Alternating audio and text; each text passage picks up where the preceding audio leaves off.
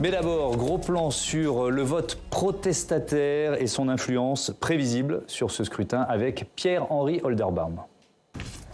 À voter. Depuis plusieurs années, le vote protestataire ne cesse d'augmenter, atteignant en 2017 les 60,9% au premier tour des électeurs inscrits.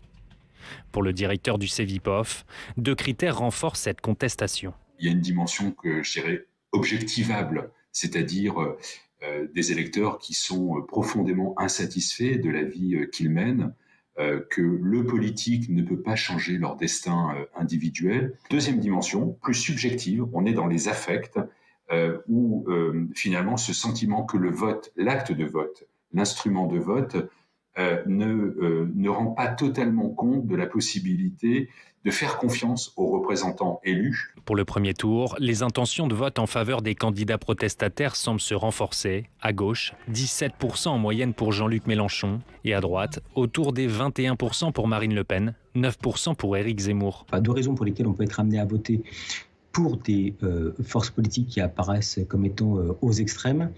La première, c'est la forme de clarté du propos. Et le deuxième aspect, c'est qu'il y a également, contrairement à ce qu'on peut appeler les partis traditionnels de gouvernement, le sentiment qu'il y a une forme d'unité. Alors qu'on a pu voir, par exemple, que du côté du Parti socialiste d'un côté, du côté des Républicains de l'autre, qu'il y a pu avoir des formes de tension internes à chacune des formations politiques, ce qui a nui à l'image du ou de la candidate. L'image d'Emmanuel Macron en prend également un coup en raison d'une annonce de candidature tardive et de l'opposition qui lui reproche de ne pas vouloir débattre. Le fait de ne pas entrer en campagne très très tôt a été utilisé comme une marque à la fois de défiance et puis je dirais aussi une marque de non-respect de la séquence politique. Et le fait qu'il donne le sentiment de ne pas véritablement vouloir faire campagne, non seulement qu'il ne soit pas présent dans les débats, mais qu'il ne soit pas présent à un certain nombre d'émissions politiques où qu'on ne le voit pas ni en meeting, ni au contact des citoyens, a renforcé l'idée que certains candidats pouvaient être plus en prise, entre guillemets, avec le peuple. Et c'est le cas notamment de Marine Le Pen d'un côté et de Jean-Luc Mélenchon de l'autre. L'impact de la guerre en Ukraine reste à l'avantage d'Emmanuel Macron, puisqu'une étude de la Fondapol révèle que 62% des sondés sont satisfaits de sa gestion et qu'aucun de ses concurrents n'est jugé capable de pouvoir mieux la conduire. Zoom sur ce vote contestataire avec mes invités. Dominique Régnier, bonsoir. Bonsoir. Bienvenue. Vous êtes directeur général de la Fondation pour l'innovation politique qui publie son rapport 2022 présidentiel de crise. Anne-Charlène Bézina, bonsoir. Vous êtes maître de conférence en droit public. J'accueille également Pierre Jacquemin, bonsoir. Bonsoir. Rédacteur en chef de la revue Regard. On est en duplex avec Pierre Latry, chef de groupe chez Ipsos. Bonsoir Pierre Latry. Bonsoir. Ipsos qui est notre partenaire pour les soirées électorales sur Public Sénat et LCP, et Mathieu Croissando, éditorialiste politique. Bonsoir. Bonsoir Thomas. Mathieu, Dominique Régnier, je commence avec vous et avec votre rapport, le rapport de la Fondapol. Il y a cette idée d'une persistance, d'une amplification du vote protestataire, mais ce qui est intéressant, c'est que c'est un phénomène que vous étudiez, que vous analysez depuis combien de temps d'ailleurs ? Alors moi, ça a commencé en 2004. Ouais. En fait, même, c'est intéressant parce que la première étude là-dessus, ça s'appelait La France en dépression électorale. C'était janvier 2002, sur la présidentielle de 2002, Ouais. où avec mon collègue Jean Chiche, on prenait des indicateurs et on disait que ça n'allait pas bien se passer au premier tour. On n'était pas en mesure de dire que le second tour serait celui qu'il a été, mais Ouais. on voyait bien les indicateurs qu'on revoit depuis, en fait. Ça a commencé même, je pense, moi, en 1988. Pour moi, c'est le point de départ, c'est-à-dire Le Pen, 14,4%. Et puis ensuite, ça n'a pas cessé de prendre de l'ampleur, à droite, à gauche. Et quand il y a eu une contre-performance, comme en 2007 avec Jean-Marie Le Pen, un peu au-dessus de 10, il y avait eu auparavant, en 2005, un référendum qui avait envoyé balader une partie des médias, la classe politique de gouvernement à 55%, enfin tout un bouleversement. Rien, en fait, n'a été rétabli, restauré, réparé, cicatrisé à chaque fois. C'est plutôt une étape supplémentaire. Ouais, et on va rentrer évidemment dans le détail et dans l'analyse. Anne-Charlène Bézina, c'est l'un des symptômes d'une démocratie qui ne va pas bien, démocratie malade ? C'est l'un des symptômes des démocraties en ce moment. C'est ça qui est un peu angoissant, c'est qu'on vit en plus une guerre en Ukraine qui nous fait comprendre que la démocratie face à l'autocratie a quand même beaucoup de soucis à se faire, puisque comme le principe de la démocratie, c'est de laisser parler tout le monde, alors que l'autocratie choisit ses manières de penser, eh bien, en fait, il y a tout lieu de penser que c'est les démocraties qui vont mourir face aux autocraties. Et le grand risque à craindre, à mon avis, de cette guerre-là, c'est justement qu'elle s'allie dans une certaine manière de gouverner, et que cette manière de gouverner ait du succès, d'ailleurs, parce que finalement dans cette présidentielle, ce dont on se rend compte, j'ai l'impression, c'est que le politique n'arrive plus vraiment à avoir accès aux citoyens. Pourquoi vote-t-on ? C'était le général de Gaulle qui disait ça en 58, c'est on vote pour changer ses conditions de vie, on vote pour changer quelque chose de son quotidien. Et est-ce qu'aujourd'hui le vote présidentielle, en tout cas, arrive à répondre à cette question? La réponse, malheureusement pour le moment, alors le premier tour n'a pas encore eu lieu, donc on espère se tromper, mais d'après les indicateurs qu'on en a, on a le sentiment que le politique n'arrive plus vraiment à être la réponse aux manettes des Français. On est même plus dans cette vague de populisme qu'on a pu commencer à dater de 2013, 14, ça dépend un petit peu des élections et des pays, mais on est dans une vague, c'est Pierre Rosanvallon qui en parle comme ça, d'individualisme, c'est-à-dire que finalement c'est les querelles des uns et l'alliance autour des querelles des uns et des querelles des autres qui font qu'on s'allie. Donc c'est le boom des associations, presque des courriers du cœur, mais plus vraiment des partis politiques. Pierre Jacquemin, on sait, et on va l'analyser, qu'il y a une porosité entre l'électorat de Marine Le Pen et celui de Jean-Luc Mélenchon, mais quelle différence vous faites? Elle n'est pas sur tout l'électorat, sur une partie de l'électorat. Quelle différence vous faites entre ces votes protestataires ? J'ai lu l'étude avec beaucoup d'attention parce qu'il y a énormément d'enseignements et d'ailleurs quelques enseignements assez optimistes parce que tout n'est pas que négatif. Je lis que notamment 85% jugent encore utile d'aller voter ou même le rapport à l'Europe, la croissance dans la confiance des institutions européennes. Tout ça, c'est des éléments qui participent quand même, je trouve, à des éléments qu'il faudrait mettre en valeur. Quand même, tout n'est pas que négatif. Et j'ai eu une petite question, des interrogations qui me sont venues en lisant aussi l'étude. C'est ce fameux vote protestataire, celui que vous considérez comme étant un vote protestataire face à des candidats protestataires. J'ai le sentiment qu'on est moins face à un vote protestataire ou des candidats protestataires que des candidats et un électorat qui est sensible à une rupture nécessaire. Vous voyez, le vote des jeunes, ce que vous dites très bien dans votre étude, c'est que le vote des jeunes, de plus en plus, je crois que c'est 54% des 18-24 ans, vous dites dans l'étude, que ces jeunes-là seraient attirés par ce vote protestataire ou en tout cas par les candidats protestataires. Ces jeunes-là, j'ai le sentiment, en tout cas, que ce sont des jeunes qui se sont beaucoup mobilisés, notamment pour les marches pour le climat, et qui demandent une rupture. Et c'est vrai que Jean-Luc Mélenchon ou Marine Le Pen provoquent, en tout cas, dans leur discours, le sentiment que s'ils étaient en responsabilité, créeraient des ruptures. L'une en exclusion, par le phénomène d'exclusion, elle est beaucoup dans l'exclusion, la responsabilité des étrangers en permanence. Jean-Luc Mélenchon, plus sur la rupture avec un système dominant qui serait le capitalisme, qui serait un monde très bureaucratique, etc. Donc j'ai plus ce sentiment, en tout cas dans la rhétorique, qui est celle que vous utilisez dans cette étude très intéressante, me pose question. C'est-à-dire qu'on a le sentiment de voir de la protestation là où précisément il y aurait une aspiration à un changement de cap d'un électorat qui n'est pas dépolitisé. Parce que c'est aussi ça l'étude. Beaucoup vont s'abstenir, ce que vous dites dans l'étude, mais qu'ils ont une conscience politique et que leur vote protestataire... donc vous dites que derrière ce qu'on appelle vote protestataire, il y a peut-être aussi un vote d'adhésion pour un changement de modèle. Oui, ça c'est d'accord. Quelque chose a changé. C'est que ces candidats sont en mesure peut-être d'accéder au second tour et en mesure peut-être de se faire lire, ce qui change quand même beaucoup la donne par rapport à des votes protestataires qu'on a pu connaître lors de scrutins précédents. Il y a 10 ans, il y a 20 ans, où on avait un vote pour pousser un coup de gueule, où ces candidats étaient des réceptacles de colère, étaient des porte-voix de dénonciation, d'indignation. Mais il n'était pas question dans la tête des gens que ces gens-là accèdent un jour aux responsabilités.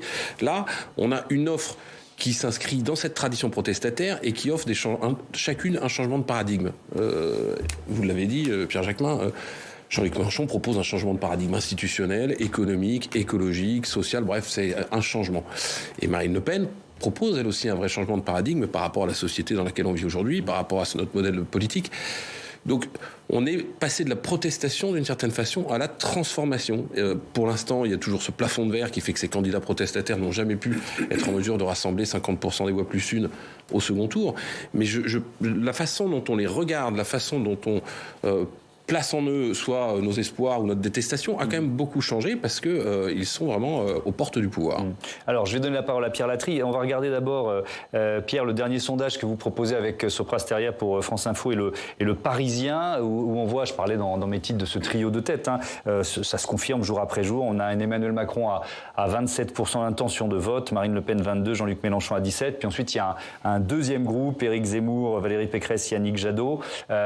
Et ensuite, on a des candidats en dessous des 5 et même des 4, Fabien Roussel, Jean Lassalle, Anne Hidalgo, Nicolas Dupont-Aignan, Philippe Poutou et Nathalie Arthaud. Je vous propose, et je reviens sur la question de la porosité des électorats, parce que finalement, vous n'avez pas encore répondu, mais vous allez pouvoir collectivement y répondre. Avant d'entendre Pierre Latry là-dessus, on écoute Jean-Luc Mélenchon. Alors, c'est dans son meeting hologramme, là, où il était physiquement à Lille et puis démultiplié dans plusieurs villes de France. Il s'adresse très clairement aux électeurs et aux électrices de Marine Le Pen. Il les appelle les fâchés pas fachos. Écoutez. Écoutez, vous autres, les fâchés qui n'êtes pas fachos.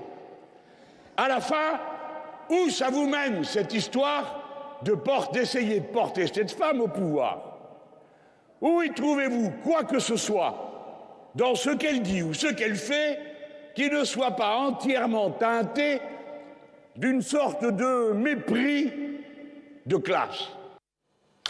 Pierre Latry, il reste 4 jours avant le premier tour. La question, je ne sais pas si la réponse est facile, mais est-ce que Jean-Luc Mélenchon, avec cette stratégie, peut reprendre 5 points à Marine Le Pen en aussi peu de temps ?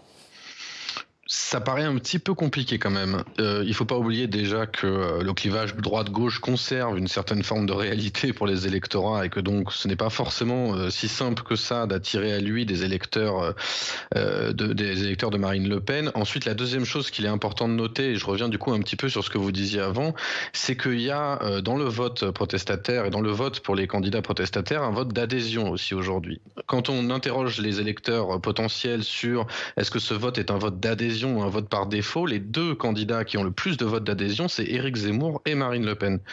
Donc ça veut quand même dire qu'aujourd'hui, on a 70% des électeurs potentiels de Marine Le Pen qui votent pour elle par adhésion, et je les vois mal en fait aller sur la candidature de Jean-Luc Mélenchon, d'autant plus que les derniers sondages semblent accréditer l'idée qu'elle a de bonnes chances d'être au second tour et qu'il y a un vote utile en sa faveur. Dominique Régnier, sur donc je repose un peu la même question sur la porosité ou les différences entre ces votes protestataires, celui qui va plutôt vers Marine Le Pen et Éric Zemmour et celui qui va plutôt vers Jean-Luc Mélenchon. D'abord, dans le prolongement de ce qui a été dit, moi je crois qu'en effet nous avons une transformation du type de clivage avec comme arrière-fond un clivage droite-gauche qui demeure, je suis tout à fait d'accord avec cette remarque, mais qui est une sorte de face-à-face entre une option de réforme et une option de rupture. Au fond, les réformes droite-gauche, on les a vécues dans l'alternance, y compris dans les cohabitations. On est arrivé au bout de cela, probablement il y a 20 ans, en 2002.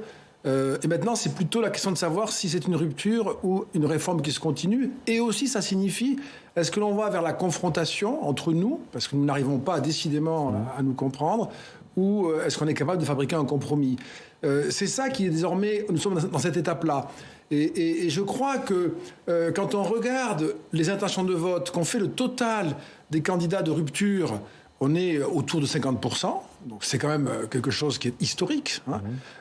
C'est dominé par un vote de rupture de droite, avec une droite populiste qui est tout à fait, qui a atteint des niveaux qui n'avaient jamais été connus dans notre histoire républicaine. Et le fond de cette adhésion-là, il repose quand même très largement sur, d'où le vote d'adhésion, sur un sentiment qu'il y a des grandes questions qu'il faut absolument traiter, l'immigration, l'intégration, la sécurité, la place de l'islam en France. Ça, ce sont des sujets extrêmement importants qui font adhérer cet électorat et qui le rendent disponible de manière constante, et sur quoi, bien sûr, Jean-Luc Mélenchon ne peut rien. D'où la porosité, alors que l'électorat de Marine Le Pen, c'est 40% des ouvriers votent Marine Le Pen. Donc, les autres s'abstiennent, en gros, pour aller vite. Les employés votent Marine Le Pen. Vous voyez, les classes populaires votent Marine Le Pen. Et donc, si plus que Jean-Luc Mélenchon. Ah oui, beaucoup plus, oui. Considérablement, 2 fois plus. Elles s'abstiennent beaucoup plus, dans la totalité. Elles s'abstiennent plus qu'elles n'ont adhésion pour Marine Le Pen ou Jean-Luc Mélenchon. Mais le vote numéro 1 chez les ouvriers et les employés, c'est Marine Le Pen, et de très très loin. Ça veut dire que comment faire pour qu'une gauche, y compris de rupture, se reconstruise ou existe dans un contexte où les classes populaires votent à la droite populiste, c'est compliqué. Alors pour les transferts de voix, je n'y crois pas dans ce sens-là. Dans l'autre sens, on le verra au second tour. Oui. Entre eux, les électeurs de Jean-Luc Mélenchon et Marine Le Pen. Voilà. C'est bien ce que vous nous dites. On regarde toujours dans cette émission, on essaye de prendre un peu plus de recul et on regarde les tendances. Tiens, sur 3 semaines, à propos du trio de tête, évolution sur 3 semaines pour Emmanuel Macron, qui est donc à 27 dans le dernier Ipsos. Il perd 4 points. Marine Le Pen est à 22, elle en gagne 6. Jean-Luc Mélenchon est à 17, il en gagne 5. Si je provoquais un petit peu Anne-Charline Bézina, je dirais heureusement que le premier tour est dans 4 jours pour Emmanuel Macron, quoi. Alors, c'est vrai que pour Emmanuel Macron, il y a 3 choses. Il y a une première, c'est la question de l'effet drapeau. Finalement, avec cette guerre en Ukraine, on a eu ce sentiment qu'on a déjà eu en France sous la Troisième République. Ça avait profité aussi à Mitterrand pendant la guerre du Koweït. C'est l'idée d'avoir une nation unie. Et finalement, on a mis un petit peu de côté les querelles partisanes dans ce moment un peu international. Mais cette guerre étant amenée à durer, finalement, cet effet-là s'est complètement effondré. Donc la première à constater, à mon avis, c'est que cet effet d'unité nationale qu'on a pu vivre après les attentats ou ces choses-là, est complètement aujourd'hui évaporé. La deuxième, c'est qu'on peut lui reprocher finalement dans cette campagne éclair, et heureusement qu'elle a été éclair pour lui parce qu'on ne sait pas finalement comment ça aurait terminé si elle avait été plus longue, mais dans cette campagne éclair, il a quand même fait un succès d'année de quelques erreurs qu'il a un petit peu fait durant tout son quinquennat, c'est-à-dire cette idée d'apparaître un petit peu en unilatéralité, c'est-à-dire de proposer des choses tout en n'acceptant pas nécessairement d'être placé au même plan. Et il a joué sur la posture d'ancien président, mais on peut peut-être lui reprocher aussi de ne pas avoir lui-même fait une campagne individuelle plus poussée. Par exemple, les anciens présidents comme Nicolas Sarkozy, qui s'est représenté en 2012, a certes refusé les débats, mais déjà on avait proposé 2 ou 3 au second tour s'il y était, et en plus avait lui-même fait des meetings, s'était présenté un petit peu au peuple. Alors que là, il y a eu un peu cette idée de pas se présenter, ce qui a pu donner le sentiment que c'était déjà acquis. La troisième chose... Il n'avait pas fait un petit peu de meeting, il en avait fait 40. Un petit peu. D'ailleurs, ça l'a rattrapé sur les frais de campagne. Juste une parenthèse. Voilà. Au moins que sa campagne présidentielle... Alors, pourquoi je dis un petit peu ? Parce qu'elle a quand même été très courte, c'est vrai, dans le temps, sa campagne. Mais, comme vous le dites, elle a été émaillée de beaucoup de meetings très chers qui lui ont coûté beaucoup. La troisième chose, c'est que finalement, il a aujourd'hui les conséquences de ce qu'il a créé en 2017, c'est-à-dire d'avoir complètement brisé l'échiquier politique. Il faut le dire, moi, je ne suis pas forcément sûre d'être d'accord avec l'idée qu'on se positionne encore à droite et à gauche, parce que je ne sais pas si on peut vraiment qualifier Marine Le Pen de candidate de droite, voire d'extrême droite. Parce que quand on analyse la plupart de ses propositions, et c'est une enquête qu'a fait le CEVIPOF d'ailleurs, eh bien en fait depuis les années 90, le Front National et aujourd'hui le Rassemblement National vont chercher quand même dans l'électorat. Je vous interromps là-dessus parce que c'est justement le thème de la chronique de Mathieu Croissando avec cette question. Non, mais c'est bien, ça m'offre la transition. Marine Le Pen est-elle toujours d'extrême droite, Mathieu ? Si on se pose la question aujourd'hui, c'est bien que c'est moins évident d'y répondre qu'il y a quelques années, en tout cas qu'avant. D'extrême droite, elle l'est originellement, familialement, j'allais dire. Le Front National de son père, auprès duquel à la fois elle s'est formée idéologiquement, auprès duquel elle a milité, auprès duquel elle s'est construite politiquement.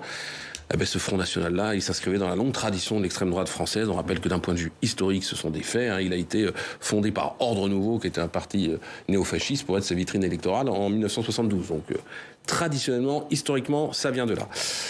Le problème, c'est que depuis maintenant plus de 10 ans, Marine Le Pen, qui a exclu son père, qui a transformé assez profondément la doctrine, qui a rebaptisé son mouvement Rassemblement National, elle réfute l'étiquette d'extrême droite qu'elle juge aussi infamante que fausse.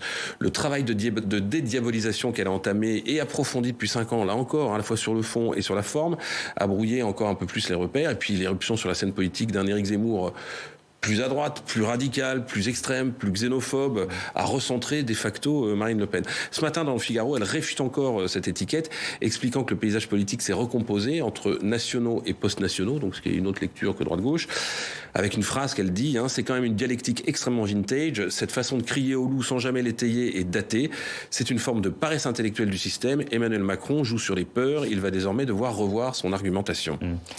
Ses opposants continuent de l'attaquer sur le fond. Justement, ils ont du mal. Emmanuel Macron, le premier, il y a une semaine à Fouras, il dit oui, pourquoi la presse ne dit plus qu'elle est d'extrême droite, attention, il réveille ce drapeau-là. Et quand on lui demande qu'est-ce qui se serait passé si l'extrême droite était arrivée, ou qu'est-ce qui se passerait si elle arrivait, il dit si elle avait été élue, les Français auraient été vaccinés et dévaccinés. C'est un peu court quand même pour qualifier le parti d'extrême droite, alors qu'il y a sans doute d'autres raisons de le faire. Prenez Jean-Luc Mélenchon, on vient de l'entendre. Lui, il a attendu son dernier meeting pour cibler Marine Le Pen, il ne l'avait pas fait avant. Et qu'est-ce qu'il dit ? Il s'adresse aux électeurs en disant, cette fameuse formule qui date de 2017, les fâchés, pas fachos. Mais si les électeurs de Marine Le Pen sont fâchés, pas fachos, après tout, pourquoi elle ne serait pas elle aussi fâchée et pas facho ? L'argument, il est à double sens. Et alors, si on va dans le programme maintenant ? Alors, dans son programme, il existe bien, derrière les mesures sociales, derrière les mesures pour la cause animaliste, derrière toute une sorte de patchwork de mesures qu'a prise Marine Le Pen, il reste des marqueurs d'extrême droite. La préférence nationale, rebaptisée priorité nationale, c'est bien une mesure de discrimination à l'encontre des étrangers qui vivent sur notre sol. Le contournement du Conseil constitutionnel, je parle sous le contrôle d'une juriste, à travers le recours au référendum sur l'immigration, c'est vu par certains constitutionnalistes comme une forme de coup d'État institutionnel, puisque ce n'est pas dans l'esprit, en tout cas, de la Constitution. Ça remise en cause des médias. On peut dire, vous savez, qu'elle veut privatiser l'audiovisuel public. Ça mépris, d'une certaine façon, des corps intermédiaires. Elle n'a pas franchement une très bonne vision, ni des très bons rapports avec les syndicats. Tout ça, et aussi surtout ces alliances européennes, avec ces inspirations avec les démocraties qu'on dit illibérales, donc celle de Viktor Orban qu'on cite souvent, évidemment en Hongrie, mais ces alliances avec des partis de l'extrême droite, il y a la Pologne, mais c'est par des alliances avec des partis d'extrême droite européens, sans sa fascination jadis, parce que tout a changé. Vous le savez, Dominique Régnier, maintenant, elle ne l'admire plus, mais elle l'admirait, c'est vrai, Vladimir Poutine. En tout cas, verbalement. Voilà, tout ça s'inscrit dans cette veine d'extrême droite. Bref, Marine Le Pen a changé, c'est vrai, elle a lissé son image et adouci son discours. C'est vrai aussi, il faut le reconnaître, il y a des totems qu'elle a abandonnés. Je pense à la suppression elle voulait supprimer la double nationalité, puis elle est revenue dessus, par exemple. Elle voulait quitter la Convention européenne des droits de l'homme. Voilà. Alors, je parle d'un point de vue extrême droite. Sortir de l'Union, on peut être souverainiste et pas forcément être d'extrême droite. Mais ces marqueurs-là, elle les a abandonnés. Mais elle n'a pas pour autant abandonné tous les ferments autoritaires, en fait, nationalistes, xénophobes, qui continuent d'être des fondamentaux de son parti. Allez, je vous lance là-dessus. Pierre Jacquemin, Marine Le Pen est-elle d'extrême droite ? Est-ce qu'il faut arrêter d'avoir des pudeurs de jeune fille ou de rentrer dans sa communication d'une certaine façon? On peut aussi l'analyser comme ça. Je n'ai aucune pudeur à assurer, à affirmer en tout cas que Marine Le Pen reste une personnalité d'extrême droite qui est à la tête d'une formation politique d'extrême droite. Jusqu'à il y a peu de temps, elle avait encore autour d'elle des groupuscules d'extrême droite, néo-nazis. Il y a des amitiés avec des groupes qui ont été dissous récemment. Je pense à Génération Identitaire. Cette recomposition de la famille d'extrême droite va sans doute peut-être jouer à la faveur de Marine Le Pen, parce que beaucoup ont suivi Éric Zemmour, parce que lui assumait le discours du père de Marine Le Pen, de Jean-Marie Le Pen, qui lui assumait un discours beaucoup plus radical, beaucoup plus ouvertement raciste que ne le fait Marine Le Pen. Marine Le Pen, elle a fait très habilement une campagne sur le social, en jouant sur ce qui ressort de votre étude aussi, la préoccupation des Français, 59%, c'est le pouvoir d'achat. Elle a fait sa campagne là-dessus, elle a sensibilisé les Français sur cela. Et elle s'est normalisée, banalisée. Mais il ne faut pas oublier une chose quand même, c'est que les politiques qui ont été conduites aussi, je pense notamment à celle d'Emmanuel Macron, ou même précédemment avec cette fin de quinquennat sur la déchéance de nationalité, il y a eu une légitimation politique du discours d'extrême droite. Donc ce qu'on appelait jadis justement ce discours d'extrême droite a été légitimé par des lois comme la loi Asile-Immigration, la loi Séparatisme, je le rappelais, la loi sur la déchéance de nationalité. Donc on a oublié que tout ça, c'était des fondamentaux, ou en tout cas des idées qui venaient quand même de l'extrême droite. Donc Marine Le Pen a réussi cette lepénisation de la classe politique, et en même temps, sans doute aussi, il faut bien le reconnaître, peut-être Marine Le Pen a aussi évolué. Elle a évolué sur des questions sociétales, sans doute, mais le fond de ce qu'est le Rassemblement national reste un parti profondément d'extrême droite, ça c'est certain. Pierre Latry, comment vous, quand vous sondez l'opinion là, quotidiennement et depuis plusieurs semaines pour Ipsos, est-ce qu'il y a toujours des facteurs de rejet malgré tout très forts qui étaient les facteurs de rejet associés à une personnalité ou une candidate d'extrême droite? Pour Marine Le Pen, on ne parle pas d'Éric Zemmour là. Oui, tout à fait. C'est vraiment un élément qu'il ne faut pas négliger. Alors, effectivement, on a vu une image qui s'est lissée petit à petit pendant la campagne. Elle fait moins peur, notamment parce qu'Éric Zemmour a aussi incarné une droite beaucoup plus radicale, mais elle est encore perçue comme une candidate d'extrême droite par la grande majorité des Français. Quand on leur demande de situer de 1 à 10, 1 étant la gauche, 10 la droite, quand même 66% la mettent entre 9 et 10. Donc, vous voyez qu'elle est encore perçue comme une candidate d'extrême droite. Elle continue à inquiéter beaucoup de gens.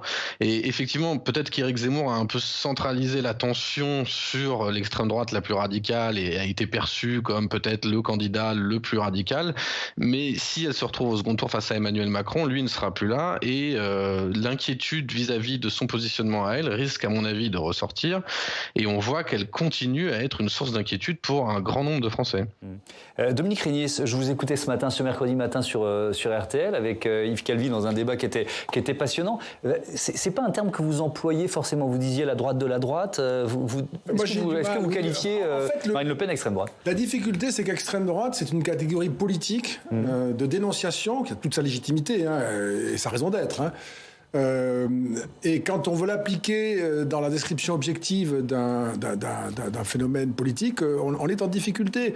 Un critère de l'extrême droite, c'est la remise en cause de l'ordre démocratique. On ne le trouve pas. Alors on peut dire que c'est dans l'intention. C'est possible. C'est discuter de l'intention. Le référendum pour voter une loi qui permettrait de contourner le Conseil constitutionnel, franchement, non. Vous avez le curseur très sensible. Parce que si vous regardez chez Mélenchon... c'est le général de Gaulle lui-même, de toute façon. Chez le général de Gaulle lui-même. Enfin, et on peut même discuter de la possibilité... C'est comme la privatisation de l'audiovisuel public. Vous avez des libéraux qui le proposent, ça. Donc, à chaque fois...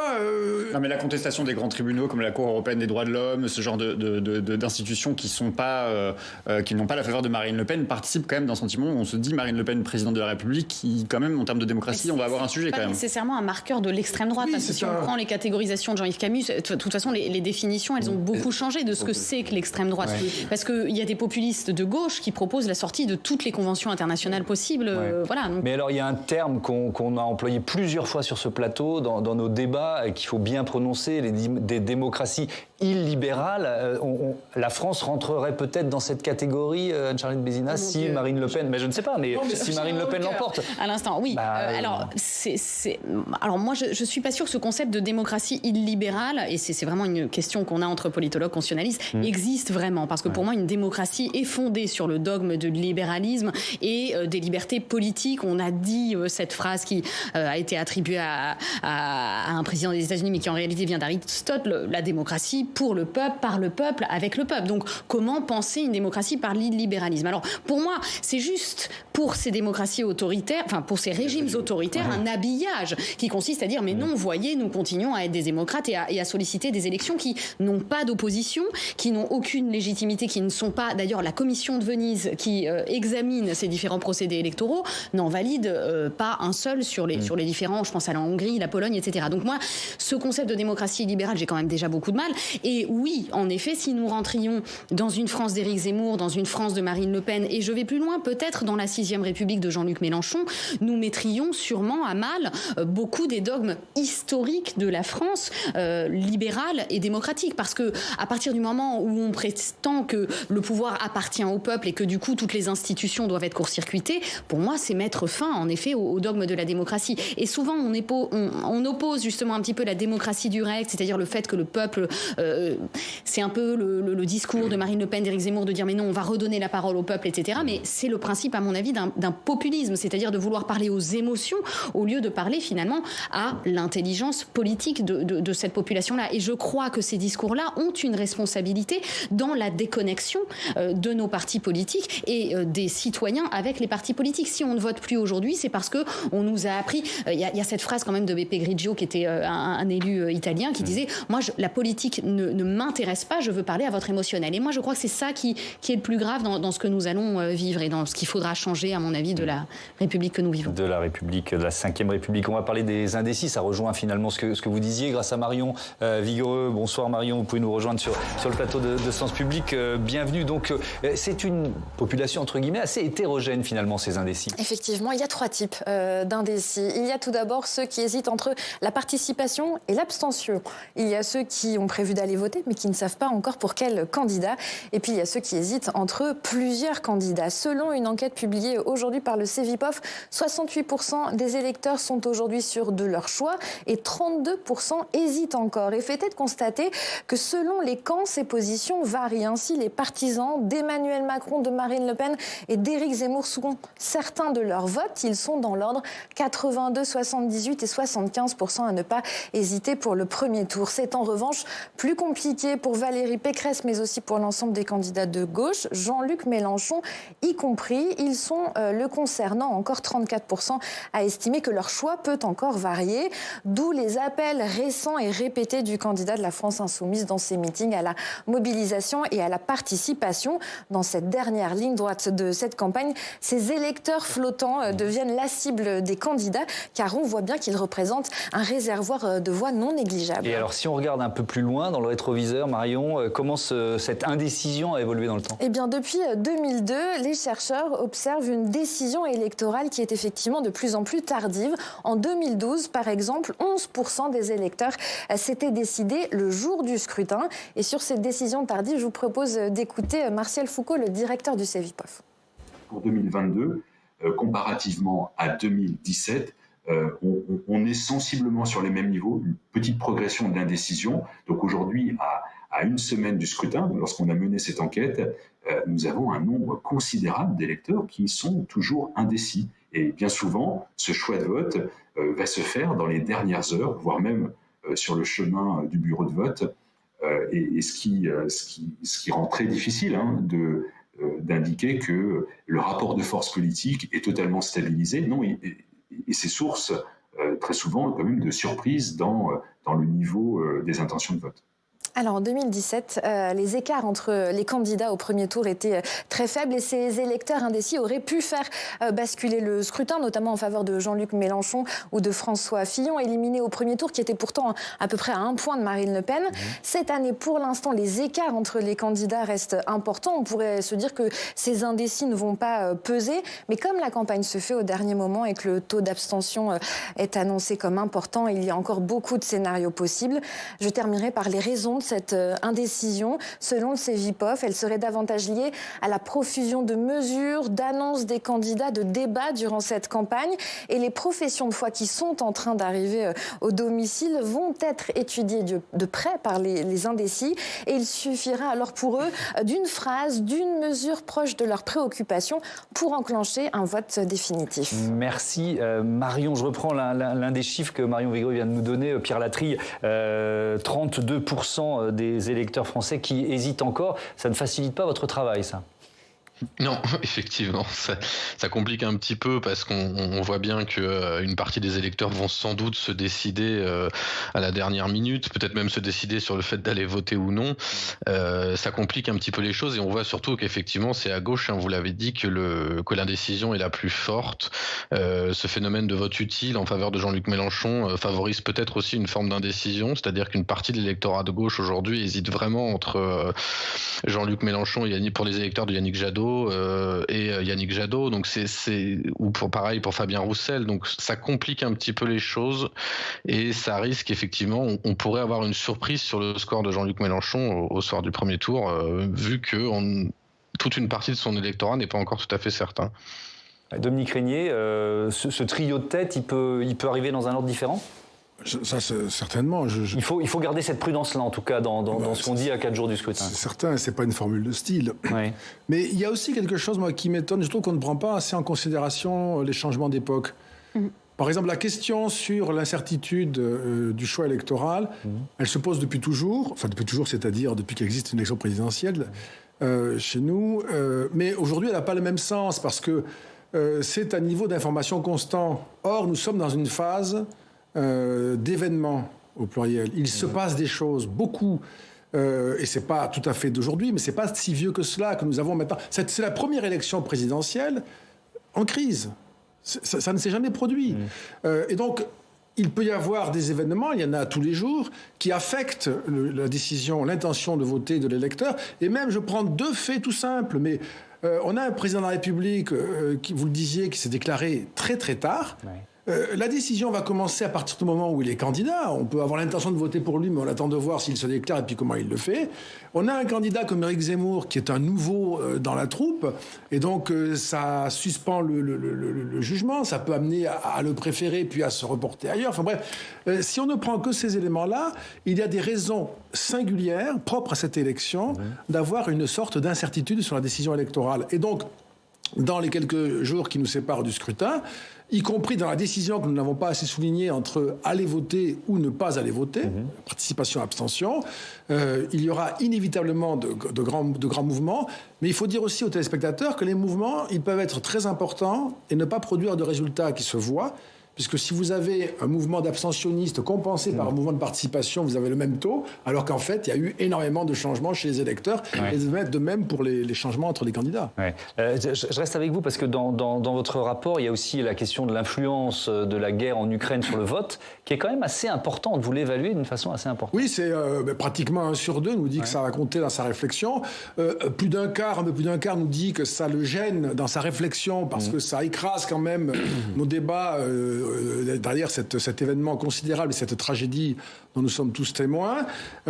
C'est d'ailleurs les mêmes qui nous disent à 62%, ça a été rappelé, que Emmanuel Macron a géré de manière satisfaisante cette crise et qu'aucun candidat n'aurait fait mieux. Ça ne veut pas dire qu'ils auraient fait moins bien, mais aucun n'aurait fait mieux que lui. Donc beaucoup redoutent, considèrent que la guerre est très importante, ont peur de 70% d'une guerre mondiale. Donc beaucoup d'éléments montrent que cette guerre, elle va être présente dans la réflexion sur la décision électorale.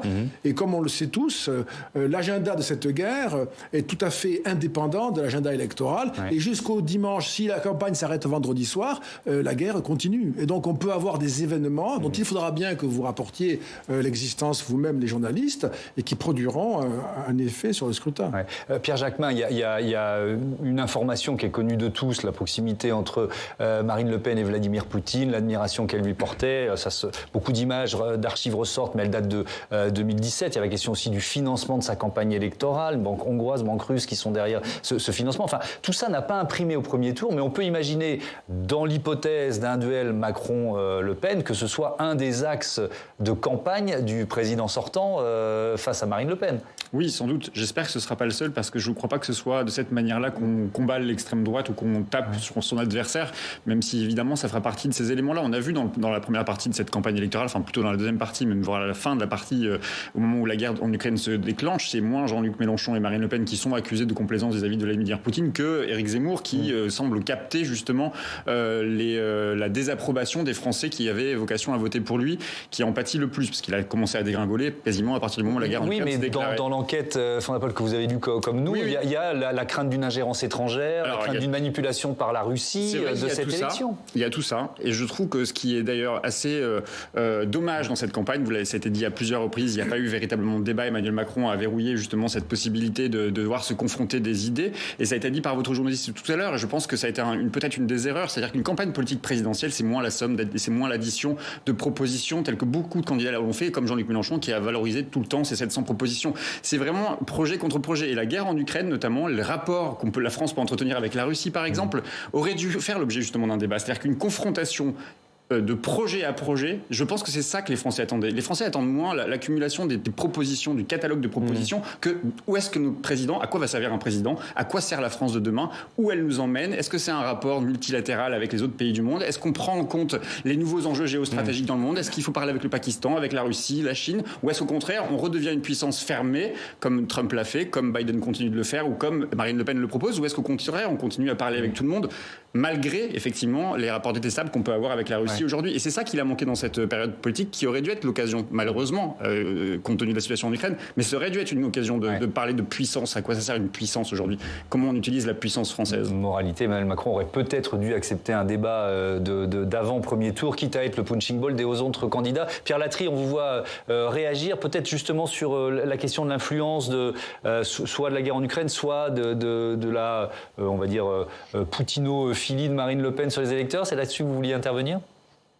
Oui, je voulais juste dire qu'effectivement, la guerre en Ukraine va avoir une importance dans le vote d'une partie de l'électorat, notamment chez les électeurs potentiels d'Emmanuel Macron et d'Yannick Jadot, ce qui pourrait avoir un impact notamment pour ceux de Yannick Jadot vis-à-vis des positions de Jean-Luc Mélenchon.